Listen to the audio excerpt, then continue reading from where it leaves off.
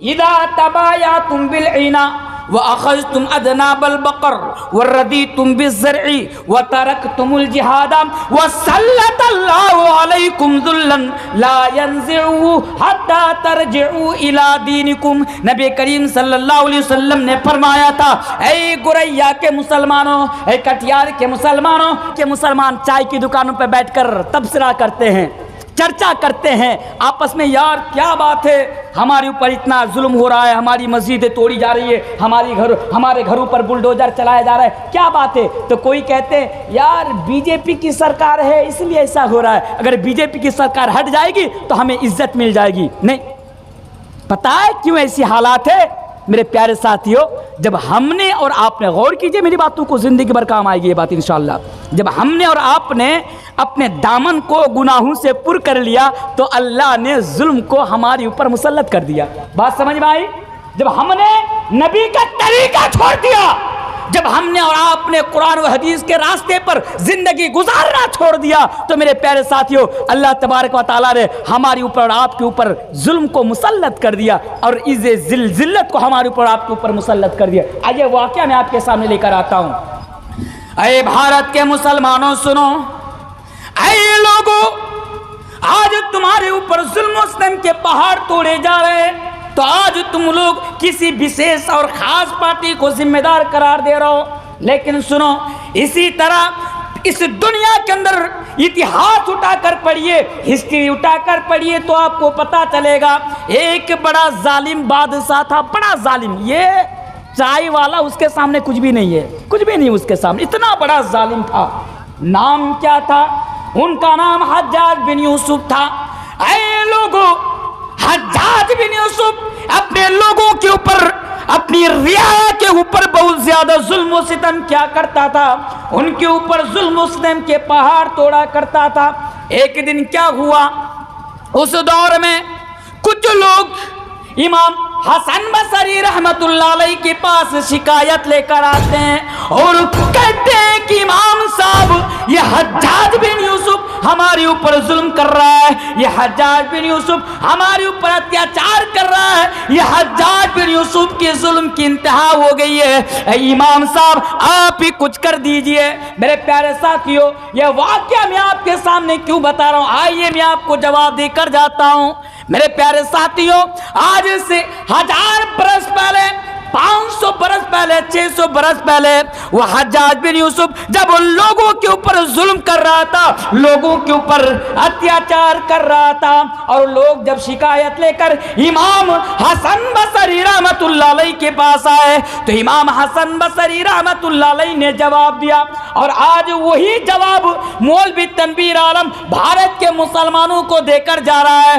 آج وہی جواب مولوی تنویر عالم کٹیہار کے ان مسلمانوں کو دے کر جا رہا ہے، گوریا کے ان مسلمانوں کو دے کر جا رہا ہے. میرے پیارے ساتھیوں حضرت امام حسن بصری رحمت اللہ علیہ نے جواب دیا کہ اے لوگوں، آج حجاج بن یوسف تمہارے اوپر ظلم کر رہا ہے، تمہارے اوپر انیائی کر رہا ہے، تمہارے اوپر اتیاچار کر رہا ہے، تو تم لوگ شکایت لے کر میرے پاس آئے ہو. لیکن سنو، اگر آج حجاج بن یوسف تمہارے اوپر ظلم کر رہا ہے، انیائی کر رہا ہے، اتیاچار کر رہا ہے، تو اللہ تبارک و تعالیٰ نے تمہارے گناہوں کی وجہ سے اور تمہاری معصیتوں کی وجہ سے حجاج بن یوسف جیسا ظالم بادشاہ کو مسلط کر دیا ہے. امام حسن بصری رحمت اللہ علیہ نے جواب دیا کہ حجاج بن یوسف کو اللہ نے تمہارے اوپر، ظالم بادشاہ کو اللہ نے تمہارے اوپر اس لیے مسلط کیا ہے کیونکہ تم نے اپنے دامن کو گناہوں سے بھر لیا ہے اور تم نے اپنے دامن کو گناہوں سے پر کر لیا ہے. میرے پیارے ساتھی، اس لیے بھارت میں ہماری جو حالات ہے نا، اس حالات کا رونے کا ہمیں کوئی حق اور کوئی ادھیکار نہیں ہے، کوئی حق نہیں ہے. یہ حالات اس لیے ہمارے اوپر آئی ہے کیونکہ ہم نے اور آپ نے اپنے دامن کو گناہوں سے اور اپنے دامن کو معصیتوں سے میرے بھائیو ہم نے اور آپ نے بھر لیا ہے. آئیے وہ حدیث بھی سناتا جاؤں، ظالم بادشاہ کو اللہ نے ہمارے اوپر کیوں مسلط کیا. وہ حدیث کا حوالہ یاد رکھیے، امام ابو داؤد کتاب البیوع کے اندر اس حدیث کو لاتے ہیں. حدیث کے راوی حضرت عبداللہ ابن عمرو فرماتے ہیں کہ نبی کریم جناب محمد رسول اللہ صلی اللہ علیہ وسلم نے 1400 سال پہلے فرمایا. مودی کی سرکار 2014 کے بعد آئی، لیکن نبی نے 1400 سال پہلے بیان فرمایا تھا. کیا بیان فرمایا تھا؟ اذا تبایعتم بالعنا وَأَخَذْتُمْ أَذْنَابَ الْبَقَرِ وَرَضِيتُمْ بِالزَّرْعِ وَتَرَكْتُمُ الْجِهَادَ وَسَلَّطَ اللَّهُ عَلَيْكُمْ ذُلًّا لَا يَنزِعُهُ حَتَّى تَرْجِعُوا إِلَى دِينِكُمْ. نبی کریم صلی اللہ علیہ وسلم نے فرمایا تھا، اے گوریا کے مسلمانوں، اے کٹیار کے مسلمانوں، جب تم بیع اینا کرنے لگو گے، بیع اینا یعنی دھوکہ دری کا کاروبار کرنے لگو گے، اپنے بزنس میں بےایمانی کرنے لگو گے. اور کیا فرمایا تھا؟ اللہ کے نبی نے یہ بیان فرمایا تھا، تم دنیا کی کھیتی باڑی سے راضی ہو جاؤ گے، یعنی دنیا کے سامان سے، دولت سے، پراپرٹی سے تم راضی ہو جاؤ گے. وَتَرَكْتُمُ الْجِهَادَ، اور تم جہاد کو چھوڑ دو گے تو کیا ہوگا؟ سلط اللہ علیکم ذلًا، تو اللہ تبارک و تعالی تمہارے اوپر ذلت کو مسلط کر دے گا، یعنی تمہیں بے عزت کر دے گا. جہاں جاؤ گے لات کھاؤ گے، جہاں جاؤ گے جوتوں سے تمہارا سواگت کیا جائے گا، جوتوں کا ہار لٹکا کر تمہارے گلوں میں تم کو ویلکم کیا جائے گا. تمہاری کوئی ویلو نہیں رہے گی، کوئی عزت نہیں رہے گی. کب؟ اللہ کے نبی نے فرمایا جب ایسی یعنی صفت تمہارے اندر آ جائیں گی، جب ایسی خرابیاں تمہارے اندر آ جائیں گی. پھر اللہ کے نبی نے کیا بیان فرمایا؟ سن لو اس حدیث کو، لا ينزعہ، اس وقت تک نا تم کو عزت نہیں ملے گی. کب تلک عزت نہیں ملے گی؟ الیکشن کے ٹائم میں نے آپ ہی کے قریب میں ایک جگہ پر یہ مثال بھی میں نے دیا تھا کہ الیکشن کے ٹائم میں کیا ہوتا ہے، بہت سارے لوگ ہوتے ہیں نا جو نیم پلیٹ ہوتے ہیں، اس کو لوگوں کے پاس لے کر جاتے ہیں، صاحب اس کو ووٹ کرنا، اس کو ووٹ کرو گے، اگر یہ جیت جائے گا تو پھر سلامت رہو گے، صحیح سالم رہو گے، اگر اس کو ووٹ نہیں کرو گے، اس کی سرکار آ جائے گی تو پھر تمہاری حجامت بن جائے گی، ایک ہو جائے گا، وہ ہو جائے گا. عجیب طرح کی بات کرتے. تو پتہ یہ چلتا ہے کہ لوگ سمجھتے ہیں کہ ہم سرکار بدل دیں گے تو ہماری حالات بدل جائے گی، ہم سرکار بدل دیں گے تو ہمیں عزت مل جائے گی، ہم سرکار بدل دیں گے تو ہماری کھوئی ہوئی عزت ہمیں واپس مل جائے گی. یہ سوچ ہم اور آپ رکھتے ہیں. لیکن میرے پیارے ساتھیوں، اللہ کے پیارے نبی نے بیان فرمایا تھا کہ اے مسلمانوں، جتنا چاہے تم سرکاریں بدل لو، جتنا چاہے تم سرکاریں بدل لو، سرکاریں آئیں گی، سرکاریں جائیں گی، لیکن تمہاری حالات نہیں بدلیں گی. اے مسلمانوں، سرکار بدل کر تم اپنی حالات کو تبدیل نہیں کر سکتے ہو، سرکار بدل کر تم اپنی حالات کو بدل نہیں سکتے ہو. کب تلک؟ حتی ترجعوا الی دینکم، جب تک تم دین کی طرف پلٹ کر نہیں آ جاؤ گے، جب تک تم دین کی طرف پھیر کر نہیں آ جاؤ گے. تو میرے پیارے ساتھیوں، پتہ یہ چلا کہ اگر ہم اور آپ اپنی حالات کو بدلنا چاہتے ہیں، اگر ہم اور آپ اپنی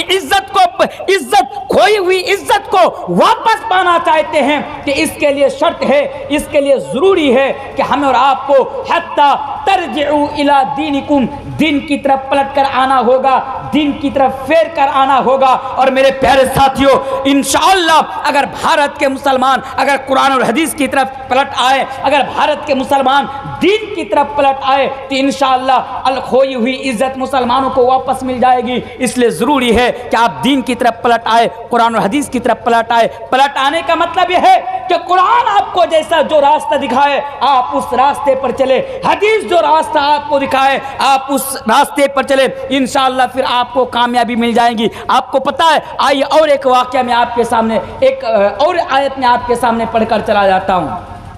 اے لوگو، جی کلیکشن ابھی لاسٹ میں کیا کلیکشن کریں بولیے؟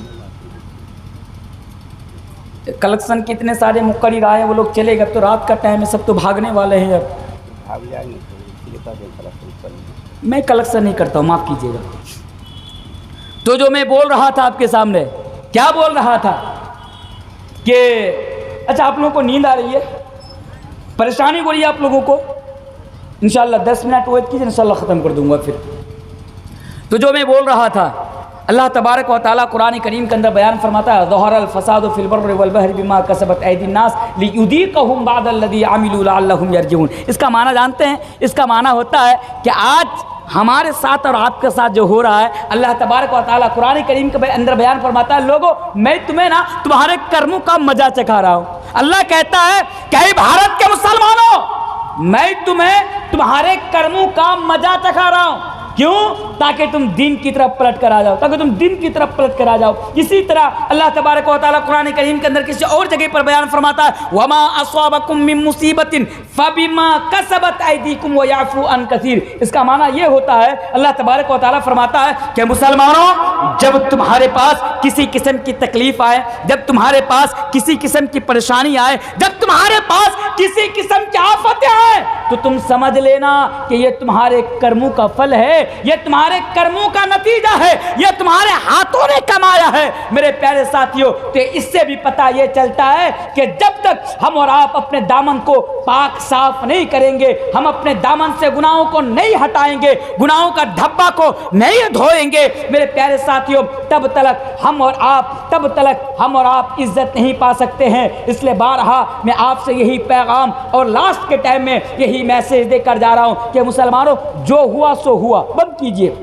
چلیے آپ سے گناہ ہو گیا اس کو ہٹائیے، آپ نے جو کر لیا سو کر لیا، آپ اس کو ہٹائیے، لیکن آج سے آپ یہ عہد کیجئے، آج سے آپ یہ وعدہ کیجئے اور یہ عہد کر کے، یہ وعدہ کر کے آپ یہاں سے اٹھئے کہ آج کے بعد جب تک زندہ رہوں گا اللہ اور اللہ کے رسول کی نافرمانی نہیں کروں گا، جب تک زندہ رہوں گا قرآن اور حدیث سے اعراض نہیں کروں گا، جب تک زندہ رہوں گا اللہ اور اللہ کے نبی کے طریقے پر زندگی گزاروں گا۔ بولی انشاءاللہ، بولی انشاءاللہ۔ یہی ایک راستہ ہے میرے پیارے ساتھ، یہی ایک راستہ ہے، ابھی بھی وقت ہے، آپ گناہوں سے بچ جائیے۔ لیکن ایک سوال یہاں پر یہ بھی پیدا ہوتا ہے کہ ہم گناہوں سے بچیں تو کیسے بچیں؟ ہم گناہوں سے بچیں تو کیسے بچیں؟ اب دیکھیے نا، ہمارے کٹیہار میں بھی تو کٹیہاری کا ہوں، ہمارے کٹیہار میں ہر رات کہیں نہ کہیں جلسہ ہوتا ہے، ہر رات کہیں نہ کہیں جلسہ ہوتا ہے، بڑی بڑی کانفرنسیں ہوتی ہے، قرآن اور حدیث کی محفلیں سجائی جاتی ہے، وہ دور دراز سے علماء کرام آتے ہیں، 2 گھنٹہ 3 گھنٹہ 1.5 گھنٹہ بیٹھ کر اور کھڑے ہو کر گلا فار کر چیخ کر چلا کر تقریر کرتے ہیں۔ ہم اور آپ پوری رات بیٹھ کر علماؤں کی زبان سے قرآن اور حدیث کی باتیں سنتے ہیں، اس کے باوجود بھی ہم اور آپ گناہوں سے نہیں بچتے، اس کے باوجود بھی نہیں بچتے۔ جتنا جلسہ سنتے ہیں، جتنا قرآن اور حدیث کی باتیں سنتے ہیں، اتنے ہی ہم اور آپ گناہوں کے قریب جاتے ہیں، اتنے ہی ہم اور آپ برائی کے قریب جاتے ہیں۔ میرے پیارے ساتھیوں، قرآن اور حدیث کی باتیں تو سنتے ہیں لیکن ہم اور آپ گناہوں سے نہیں بچ پاتے ہیں۔ آئیے 2 چیزیں میں آپ کو بتا کر جاؤں گا، یہ 2 چیزیں آپ اپنے اندر پیدا کر لیجئے انشاءاللہ تعالی۔ اگر یہ 2 چیزیں آپ اپنے اندر پیدا کر لیں گے تو آپ گناہوں سے بچ جائیں گے۔ 2 چیزوں میں سے ایک چیز ہے فکر آخرت۔ فکر آخرت، یہ فکر آخرت کیا ہے؟ فکر آخرت کا معنی ہوتا ہے کہ آپ دنیا میں جو بھی کچھ کر رہے ہیں، کل قیامت کے دن اس کا جواب اللہ تبارک و تعالیٰ کے سامنے آپ کو دینا ہے۔ اگر رات کے اندھیرے میں، رات کے 12 بجے، رات کے 2 بجے تنہائی میں، بھیڑ میں، دنیا کے کسی بھی کونے میں اگر آپ کوئی کام کر رہے ہیں، بس اتنا یاد رکھیے کہ اللہ تبارک و تعالیٰ کے سامنے جا کر جب کل آپ کی موت ہو جائے گی تو پھر مرنے کے بعد اللہ تبارک و تعالیٰ کے سامنے آپ کو اس کا جواب دینا ہے، اللہ تبارک و تعالیٰ کی عدالت میں اس کا جواب رکھنا ہے۔ اگر یہ چیز آپ کے اندر پیدا ہو جائے گی تبھی آپ گناہوں سے بچ سکتے ہیں، ورنہ آپ گناہوں سے نہیں بچ سکتے ہیں۔ اس لیے 4 چیزیں اس پوائنٹ کے اوپر، 4 چیزیں آپ یاد رکھیے۔ پہلی چیز، آپ کو نا دنیا چھوڑ کر جانا پڑے گا، یہ دنیا چھوڑ کر آپ کو جانا پڑے گا۔ جس دنیا میں جینے کے لیے آپ گناہ کر رہے ہیں نا، یہ دنیا چھوڑ کر آپ کو جانا پڑے گا۔ اللہ تبارک و تعالیٰ قرآن کریم کے اندر سورہ آل عمران آیت نمبر 95 185 نمبر آیت کے اندر ارشاد فرماتا ہے۔ 4 چیزیں بہت ہی شارٹ کٹ میں آپ کے سامنے بتا کر جا رہا ہوں۔ پہلی چیز، اے لوگو، کل نفس ذائقۃ الموت، ہر انسان کو مرنا ہوگا۔ اے لوگو، کل نفس ذائقۃ الموت، ہر انسان کو مرنا ہوگا۔ یہ دنیا چھوڑ کر ہر انسان کو جانا پڑے گا، یعنی ہر انسان کے پاس موت آئے گی۔ کل نفس ذائقۃ الموت، ہر انسان کو مرنا ہوگا۔ اچھا یہ بولیے، آپ کے گاؤں میں موت آتی ہے کہ نہیں آتی ہے؟ موت آتی ہے. آپ کے یہاں پہ لوگ مرتے ہیں, بے شک لوگ مرتے ہیں. تو کل نفس ذائقۃ الموت, ہر انسان کو مرنا ہوگا, ہر انسان کو موت کا مزہ چکھنا ہوگا. کوئی بھی انسان ہے نا, چاہے مولوی تنویر ہو یا آپ ہو, اور آپ سوچ کر بھی دیکھیے کہ جب آپ آئیں, آپ کے گاؤں میں کتنے لوگ زندہ تھے, آج وہ لوگ اس دنیا میں زندہ نہیں ہے. آپ کے والد زندہ تھے, آج والد زندہ نہیں ہے. ماں زندہ تھی, آج ماں زندہ نہیں ہے. تو اسی طرح نا, جس طرح آپ کے والد دنیا چھوڑ کر گئے, آپ کے نانا دنیا چھوڑ کر گئے, آپ کی نانی دنیا چھوڑ کر گئی, اسی طرح آپ کو بھی دنیا چھوڑ کر جانا پڑے گا. اس لیے یہ چیز ہمیشہ ذہن میں رکھیے کہ موت آئے گی اور ہمیں مرنا ہوگا, کیونکہ دنیا کے اندر کوئی بھی انسان موت سے نہیں بچ سکتا. الموت قدح کل نفس شاربہ والقبر باب کل نفس داخلہ. موت تو سب کے پاس آئے گی, سب کو موت کا مزہ چکھنا ہوگا. ایک چیز, دوسری چیز پر ذرا غور کیجئے. اللہ تبارک و تعالی اسی آیت کریمہ کے اندر بیان فرماتا ہے, اے لوگو, پہلی چیز کل نفس ذائقۃ الموت, ہر انسان کو دنیا چھوڑ کر جانا پڑے گا. دوسری چیز وَإِنَّمَا تُوَفَّوْنَ أُجُورَكُمْ يَوْمَ الْقِيَامَةِ, آپ دنیا میں آئیں, 70 سال تک آپ زندہ رہیں, 60 سال تک آپ زندہ رہیں, 50 سال تک, 40 سال تک آپ دنیا میں زندہ رہیں. لیکن اس 40 سال کے اندر, 50 سال کے اندر, 60 سال کے اندر آپ نے جو بھی کچھ کیا نا, کل قیامت کے دن اللہ تبارک و تعالیٰ کے سامنے اس کا حساب رکھنا ہے. اگر آپ نے اپنی زندگی کے اندر کسی کو ایک گالی بھی دی ہے نا, تو اس کا بھی حساب کل قیامت کے دن آپ کو دینا پڑے گا. اگر دنیا میں اگر آپ نے کسی کے آم کے باغ سے اگر ایک آم بھی چرا کر کھائے ہیں نا, تو کل قیامت کے دن اس کا بھی جواب آپ کو دینا پڑے گا. تو یہ اس چیز کو بھی آپ اپنے ذہن میں رکھیے کہ دنیا میں جو بھی کچھ کر رہا ہوں, کل قیامت کے دن اس کا جواب اللہ تبارک و تعالیٰ کو دینا پڑے گا. میرے پیارے ساتھیوں, اللہ تبارک و تعالیٰ قرآن کریم کے اندر بیان فرماتا ہے, اگر آپ ذرہ برابر بھی اگر غلط کام کریں گے